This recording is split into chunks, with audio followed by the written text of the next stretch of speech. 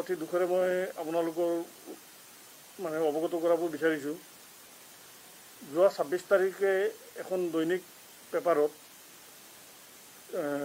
অবৈধ বেঞ্চ মিলৰ সম্পৰ্কে এটা বাতৰি প্ৰকাশ হৈছে। হয়তো আপোনালোকে চবে নাজানিলেও কিছুমানে হয়তো বাতৰিটো পঢ়িছে।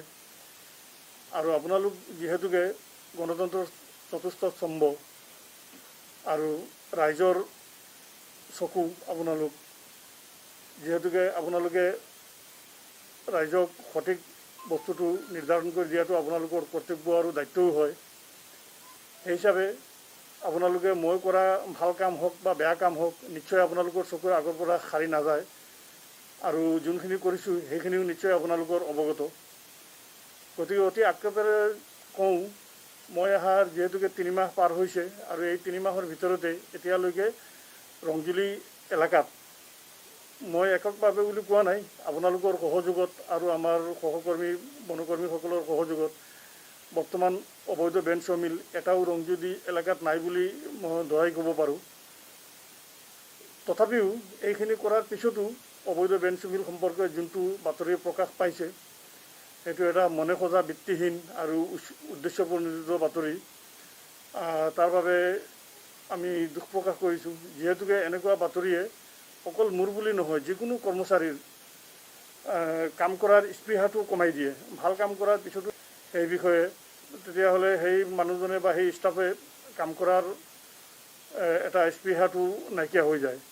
আৰু আশা কৰিছোঁ আপোনালোকে যদি মোৰ এনেকুৱা যদি কিবা ভুল ক'ৰবাত দেখা পায়, আপোনালোকে যে নিশ্চয় ৰাইজক জনাব, লগতে মোকো যেন অৱগত কৰে, যাতে সেই ভুলৰ শুধৰণিটো মই নিজে কৰিব পাৰোঁ। বাতৰিটো কৰাৰ লগতে মোকো অৱগত যদি নকৰে, তেতিয়াহ'লে সেই ভুলৰ শুধৰণিটো মোৰ পক্ষে কৰা কেতিয়াবা অসম্ভৱ হৈ যায়।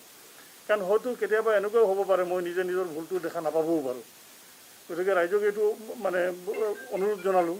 আপোনালোক যিহেতুকে সংবাদ মাধ্যমৰ লগত জড়িত, বিভিন্ন জেগাত অহা যোৱা কৰি থাকে, গতিকে এই এৰিয়াত যদি মোৰ ফালে ব্যৱস্থা গ্ৰহণ কৰিব পৰা কিবা যদি দেখে বোলে যোনটো মই ব্যৱস্থা গ্ৰহণ কৰা নাই, তেতিয়াহ'লে নিশ্চয় আপোনালোকে মোকো অৱগত কৰিব।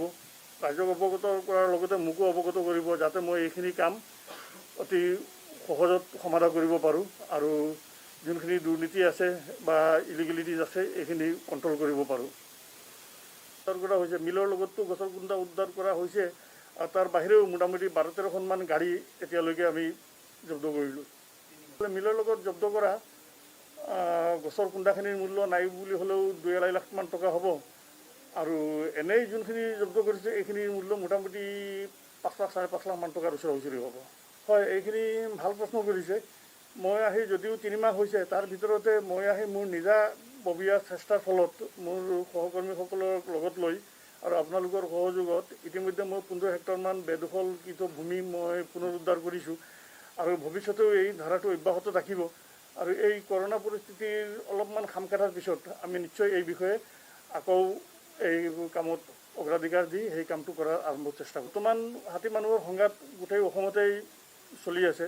আৰু এই হাতী মানুহৰ সংঘাতৰ মানে আমি ব্যৱস্থাটো গ্ৰহণ কৰাৰ কাৰণে একমাত্ৰ প্ৰথম উদ্দেশ্য হ'ল আমাৰ যাতে মানুহৰ সম্পত্তি আৰু জীৱন হানি নহওক, তাৰ বাবে আমি দিনে নিশাই পহৰা কাৰ্য কৰি আছোঁ আমাৰ সীমিত সংখ্যক বনকৰ্মীৰ সহায়ত।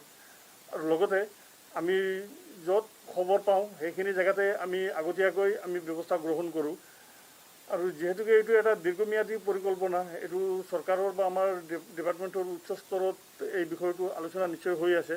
আৰু সেই আলোচনাটোৰ বিষয়ে আপোনালোকে সময়ত অৱগত কৰা হ'ব।